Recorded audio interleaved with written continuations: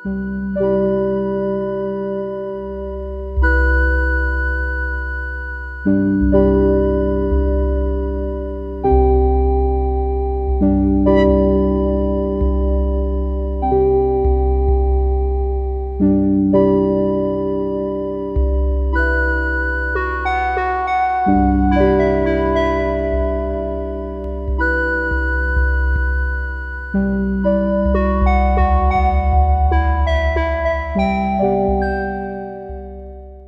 Mas, salam ulas asik rayu, rayu, Salam olah, salam olasase, rahayu. tenggelamnya jati diri manusia disebabkan oleh ilmu Mas. Jadi pada intinya manusia itu kan alamiahnya itu kan bisa kita lihat dari sejak lahir.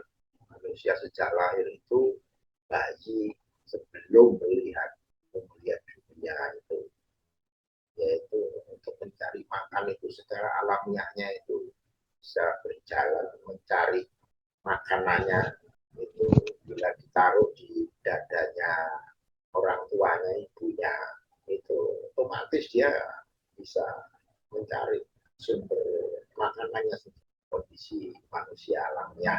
Tetapi begitu dia sudah bisa melihat, mulai mendengar, itu terjadi proses, ada mulai keinginan, mulai kepingin bisa berjalan, dia mencari bagaimana caranya berjalan, ikutin orang keluar, bagaimana dia bisa bicara, ikuti orang tua, biasa sampai dia belajar supaya menjadi, akhirnya dia belajar seperti menjadi orang lain Mas. Aku kepingin jadi dokter, aku kepingin jadi monti, kepingin jadi guru, di luar dari alamiahnya dia, seolah-olah itu menjadi alamiahnya.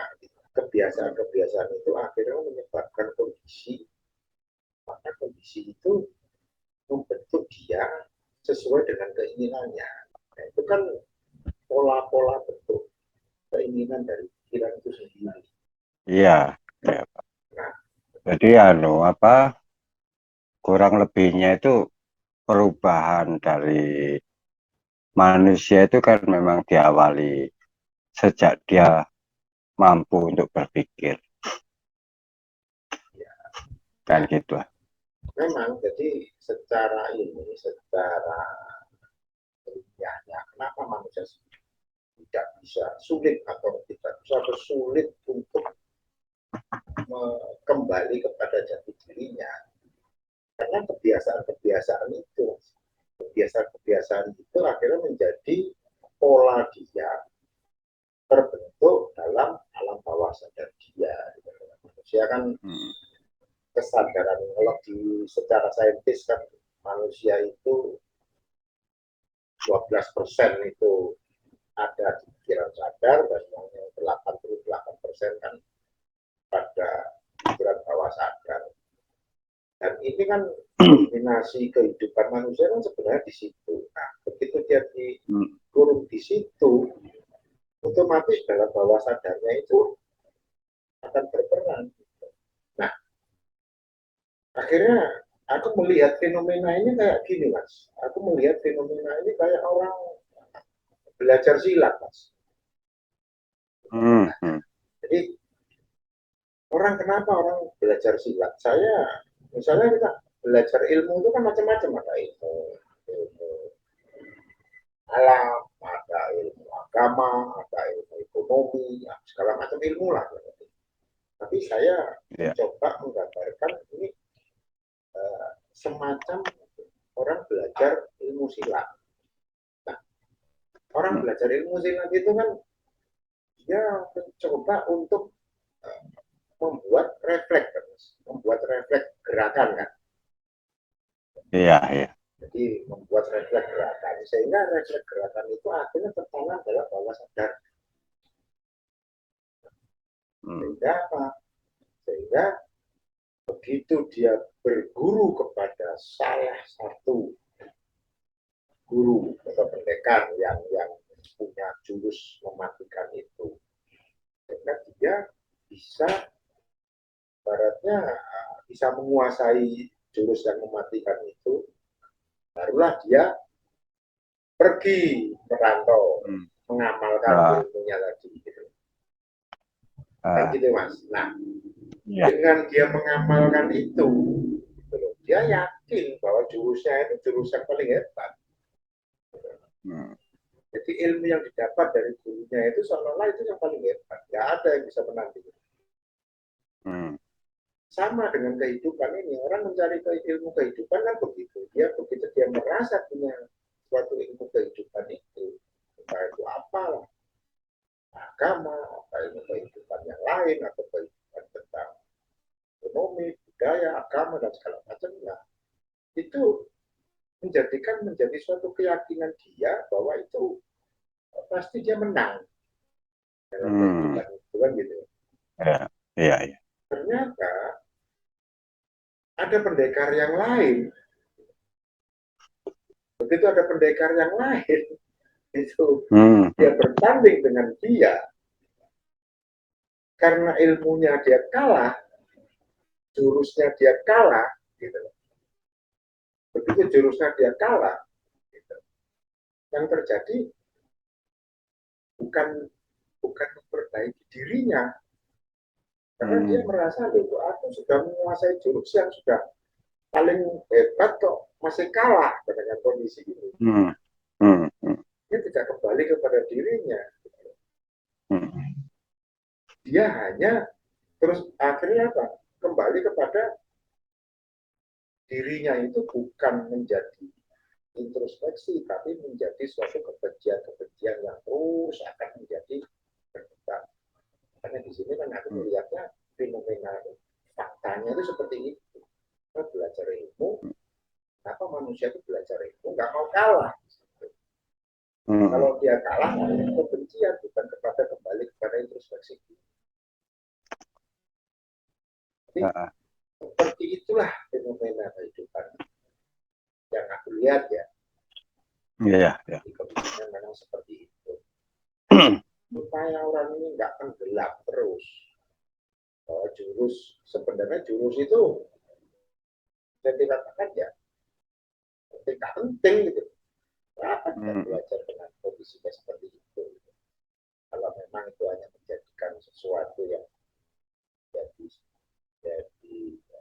penderitaan dia, kesengsaraan dia, menjadi kondisi tanpa dia sadari. Itu karena didukung dengan kebencian, didukung dengan sesuatu hal yang membuat bahwa jurusnya dia ini yang paling hebat. Iya. Nah, fenomena-fenomena seperti ini, gitu. Kalau ini udah ibaratnya kalau sampai mengatakan bahwa ya manusia harus perlu menyadari kondisi. Gitu. Nah, kalau melihat fenomena kayak begini, Mas, kira-kira menurut pandangan sampean itu apa yang perlu harus kita lakukan supaya kita bisa kembali kepada jati diri kita sendiri. Nah, kehidupan ini bukan semakin ringkas, tapi semakin kompleks, semakin tambah, gitu, semakin kompleks. Gitu. Jadi, Mas, Mas.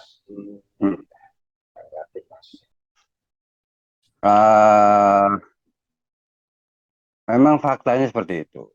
Faktanya orang itu selalu terjebak pada suatu dedikasi yang seakan-akan itu menuju ke pembentukan diri. Tapi kalau kita mundur, tarik benang merahnya, asal muasal orang itu mengenal kehidupan, itu esensinya itu kan hasil dari dididik, gitu lah, dikasih pelajaran hidup. Nah, misalnya saya supaya mengerti untuk cara membaca, Saya harus dididik cara membaca. Kalau saya ingin mengerti tentang hitung-hitungan, saya akhirnya harus dididik dengan hitung-hitungan. Termasuk ke hal-hal yang lain. Antara pendidikan formal sama pendidikan moralitas, ini kabeh hasil didikan. Bukan terbentuk pada diri kita sendiri. Nah, ini esensi kita sebagai manusia itu harus disadari dari itu. Kita itu sebenarnya tercipta oleh kehidupan yang namanya pengondisian hasil dari didikan-didikan. Itu kan dulu. Memang seakan-akan variabel didikan itu membentuk manusia itu semakin intelek, logikanya semakin lebih baik.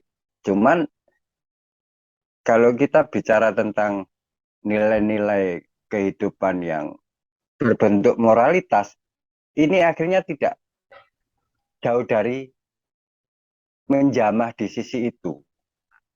Nah, disitulah bahayanya kalau tidak mengenali inti dari hasil asupan didikan yang kita terima. Akhirnya kita mengakui bahwa yang terasup oleh didikan pada diri kita itu menjadi hal yang patut dijalani secara kebenaran.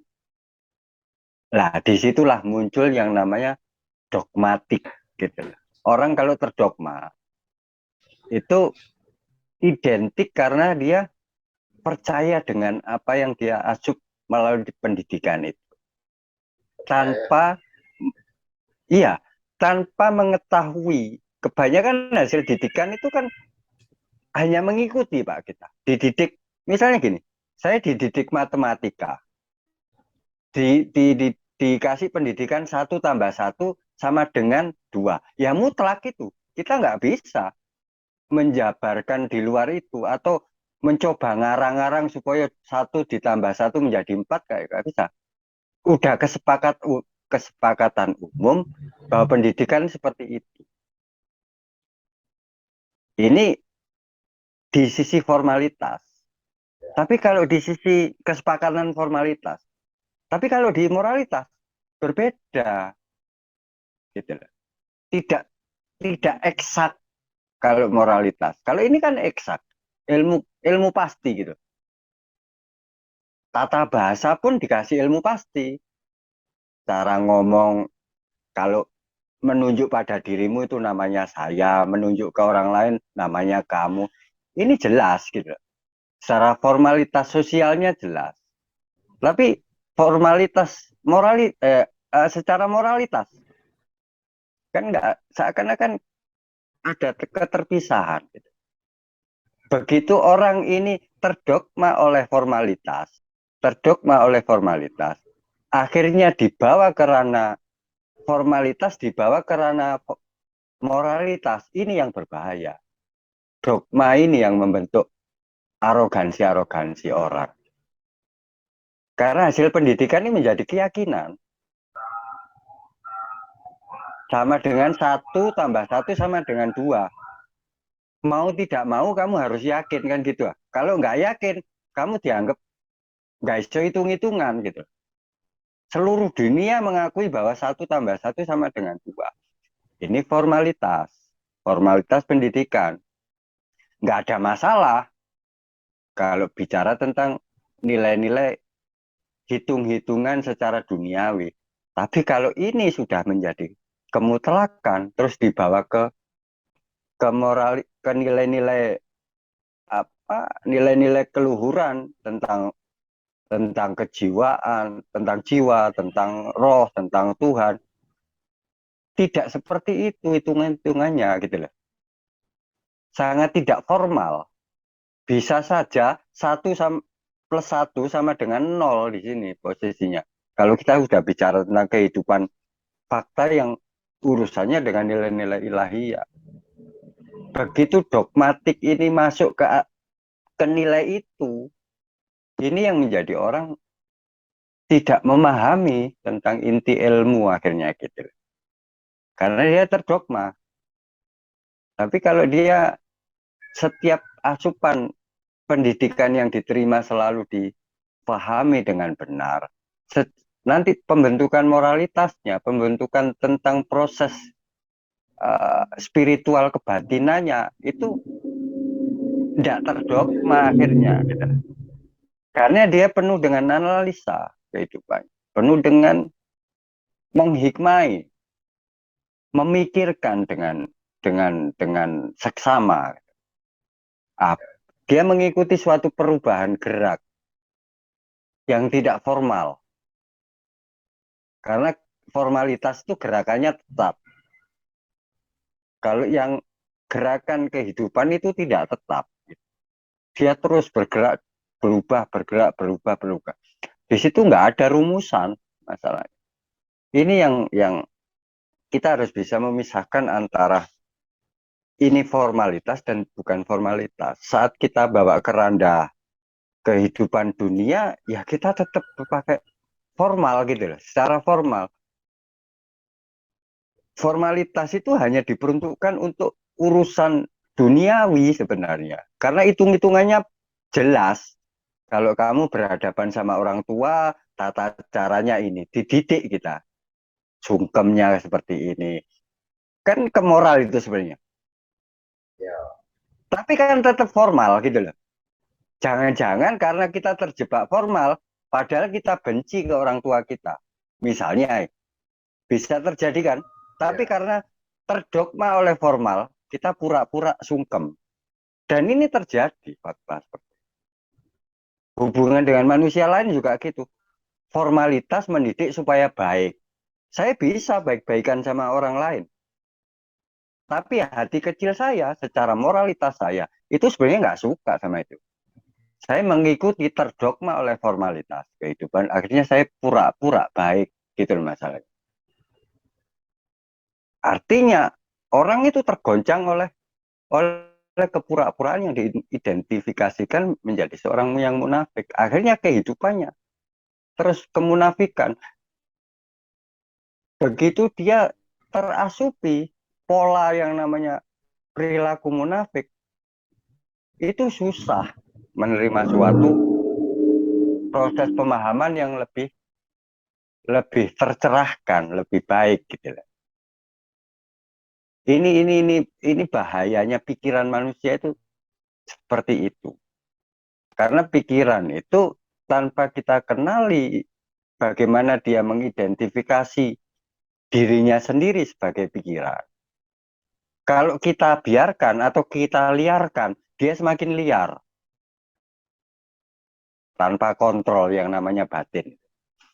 Makanya kalau kita sudah masuk ke nilai-nilai moralitas, nilai-nilai ketuhanan, nilai-nilai ilahiyah, nilai-nilai kok bahasanya itu sampai bahasa akhirat, itu tidak seperti itu. Ini salah satu dilema ya, yang harus kita sadari bahwa kita menempatkan posisi pikiran kita itu ditempatkan pada posisi yang chaos, berbenturan. Lah, hasil benturan ini yang menjadikan suatu kepura-puraan pada manusia.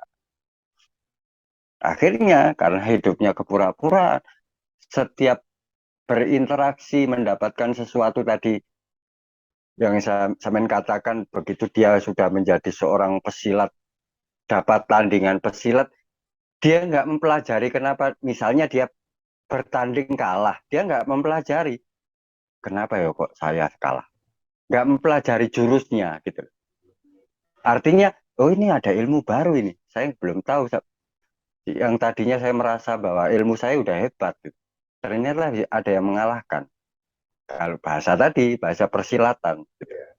Kalau orang sadar, dia akan mempelajari dari mana sisi hebatnya ini kok saya bisa dikalahkan. Begitu kita pahami, kita sadari itu, kita pelajari gerak-geraknya.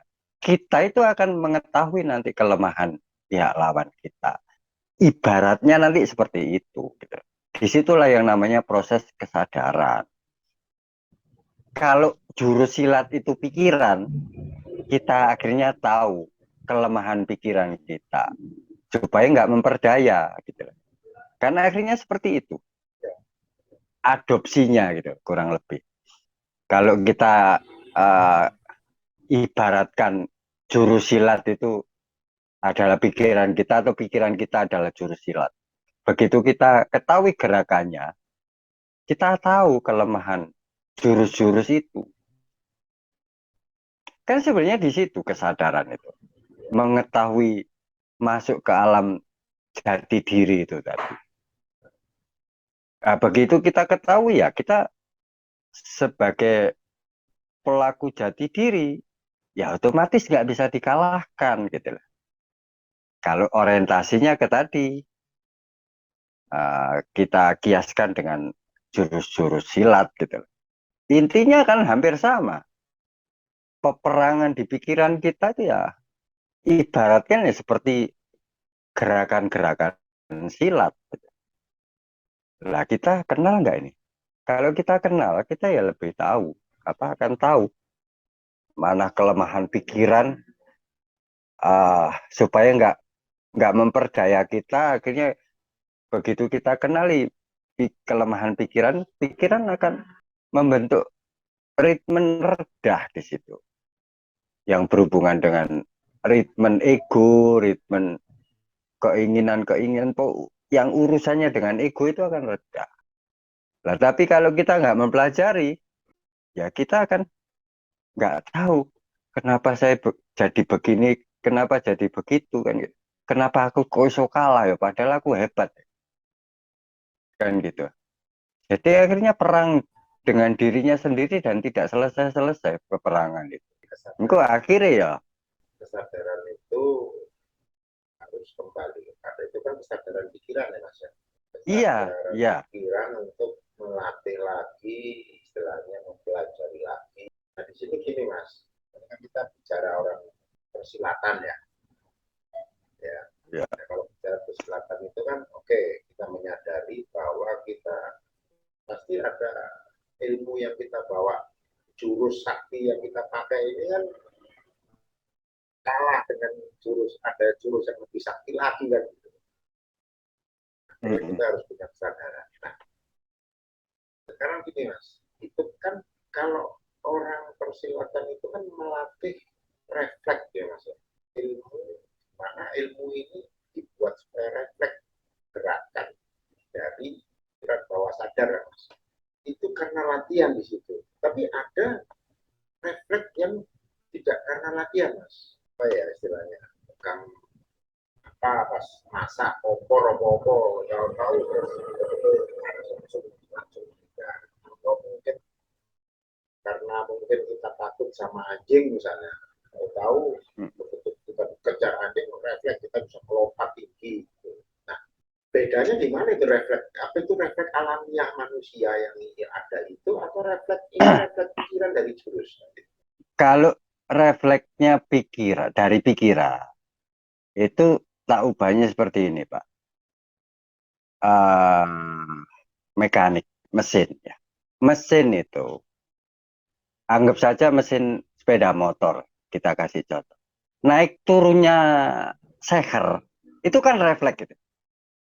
Naik turunnya seher itu kan refleks supaya motor itu bisa bergerak kan butuh refleks mekanis. Paham maksud saya? Refleks mekanis. Nah, ini hasil dari mana? Dari pelajaran. Dari hasil yang ngasih, kalau kita ibaratkan refleksnya seker ini jurus gitu. Kok bisa refleks gitu? Karena ada yang ngasih jurus. Gitu. Akhirnya karena dilatih, akhirnya seakan-akan menjadi refleks. Nah, itu namanya refleks hasil olah pelajaran. Itu membentuk refleks mekanik. Nah, bagaimana refleks yang nggak mekanik? Kan gitu ya. Ya, Refleks yang nggak mekanik, ya refleks yang di luar, seakan-akan di luar rangkaian rangkaian pelajaran itu atau rangkaian pikiran gitu. Indikasi refleks yang di luar pikiran atau di luar rangkaian pelajaran itu membentuk suatu asupan nilai yang lebih masalahnya. Karena ini urusannya nanti ke intelijensi, ke kecerdasan. Kalau mekanik itu kan nggak perlu cerdas, karena dia sudah di set seperti itu. Tapi dia bisa membentuk refleks. Jadi kalau kita kembali ke silat tadi, kalau ditendang sama kaki, kaki itu ke atas, kamu merunduk. Jurusnya kan seperti itu. Akhirnya dia tahu gerakan, wah lagi nendang kaki ke atas. Refleks mekaniknya dia menunduk. Tapi kalau kita punya kreativitas intelijensi, bisa bisa jadi kita nggak merunduk, tapi kita tangkis. Begitu kita tangkis, jret, kaki ini munting, kita malah bisa nyerang. Bahasanya gitu. Tapi lek merunduk kan nggak bisa nyerang, Pak. Hanya menghindari. Itu bedanya kreativitas intelektual yang tidak dipengaruhi oleh pikiran. Atau pikiran itu ibarat pelajaran. Karena pikiran isinya adalah pelajaran semua. Nah, ngikuti pelajaran di pikiran ini, itu akan membentuk suatu gerakan yang hanya mekanik. Karena semua sudah ada tuntunannya. Jadi kamu harus sesuai tuntunan, gitu lah. Tuntunan yang sudah masuk di pikiran, di memori itu. Kalau ada anjing lari, itu jelas ya. Apakah harus lari? Kalau kreativitas pikiran kita itu lebih lebih bagus, belum tentu anjing itu kita berhadapan dengannya anjing itu lari. Masih banyak bentuk-bentuk refleks yang lain yang tidak dipengaruhi oleh pelajaran formalitas itu sendiri. Jadi tidak dipengaruhi oleh kondisi mekanis pikiran tadi. Iya, dan kebanyakan pikiran mekanis itu adalah pikiran yang terdogma karena dia bergeraknya ya di lingkaran kerja mekanik pikiran itu. Dia nggak bisa di luar rangkaian itu nggak kuat. Kalau kita ibaratkan speed RPM-nya gitu ya, itu nggak kuat dengan kecepatan lebih dari nilai mekanik yang dia terima. Lah ibarat gak nutut pikiranku. Ini ngomong opo ya. Jadi saya keren deh gini gak mampu. Akhirnya lek wong sing munafik ya mungkin bantah-bantah, tapi lek gak munafik klinyut mungkin ngalih. Tapi kalau ini bukan mekanik, dia akan menghikmai. Wah, ini bener ini yang dia omong. Dia pelajari, semakin dia belajar. Karena hidup itu esensinya belajar, bukan menghindari hidup. Karena kita merasa sudah benar gitu. Kebanyakan orang yang menghindari fakta-fakta, kalau kita bicara ilmu, fakta-fakta variabel ilmu yang nggak terbatas ini, itu menjadi defend, menjadi suatu apa namanya pagar setelah dia itu merasa bahwa ilmu yang dia dia yakini sudah benar gitu. Permainan dogma akan ke situ. Jadi Tapi dogma itu tidak lepas dari kemunafikan dong. otomatis orang yang terdogma itu selalu mencari pembenaran-pembenaran dan pembenaran itu adalah kemunafikan gitu loh Pak. Sementara sesungguhnya hidup itu tidak ada pembenaran itu. Yang ada adalah gerakan dan berubah-ubah. Dulu orang percaya sebelum mengetahui apa perkembangan peradaban ini yang namanya petir itu katanya cempetinya malaikat kan gitu kan dimitoskan gitu karena nggak tahu begitu sains ini apa mempelajari hukum kausalitas alam ternyata munculnya adalah pertemuan antara air dan itu membentuk percikan apa positif negatif. Awan. Iya, positif negatif tegangan listrik gitu loh. Min plusnya menjadi petir kan gitu kan. Lah, fakta-fakta seperti itu loh sebenarnya. Jelas perubahannya. Dulu kita nggak tahu perkembangan teknologi semacam. Ini gerakan gitu. Kehidupan itu seperti itu. Nggak ada pembenaran. Yang ada itu melihat melihat proses apa perubahan-perubahan kehidupan itu dari gerakan-gerakan kehidupan. Artinya kalau kita lepas dari dogmatik, kita akan mengikuti alurnya gerakan. Dari ngikuti itulah pembentukan suatu hikmah-hikmah atau pencerahan-pencerahan. Oh, seperti ini. Oh, seperti ini. Ini fakta kehidupan kan jelas. Fakta kehidupan kan jelas. Kita bicara tentang keimanan. Keimanan sendiri bergerak. Bagaimana kita mengatakan bahwa ada kemutlakan dalam kehidupan duniawi? Enggak ada kemutlakan. Yang ada kemutlakan itu di luar jangkauan pikiran manusia itu baru dikatakan mutlak gitu. Tapi kalau di alam pikiran nggak ada kemutlakan, semua kebohongan di sini dan semua perubahan gitu. Nah, disinilah hilangnya namanya kata dalam tempurung dalam pikiran kita. Kita akan bagaikan raja wali hidup. Pikiran kita itu bebas berterbangan untuk mengetahui khasanah kehidupan itu sendiri supaya kita tahu. Ini yang namanya proses pengetahuan. Jadi jangan terdogma oleh pelajaran. Kita harus masuk wis tuwek sik kepingin tadi sudah kita ngalami berbagai macam apa tempaan-tempaan hidup sik tetap terdogma ambil pelajaran masa lalu lagi. Saat melihat perkembangan zaman, gerakan perubahan dianggap tidak ada hubungannya dengan ini kan konyol.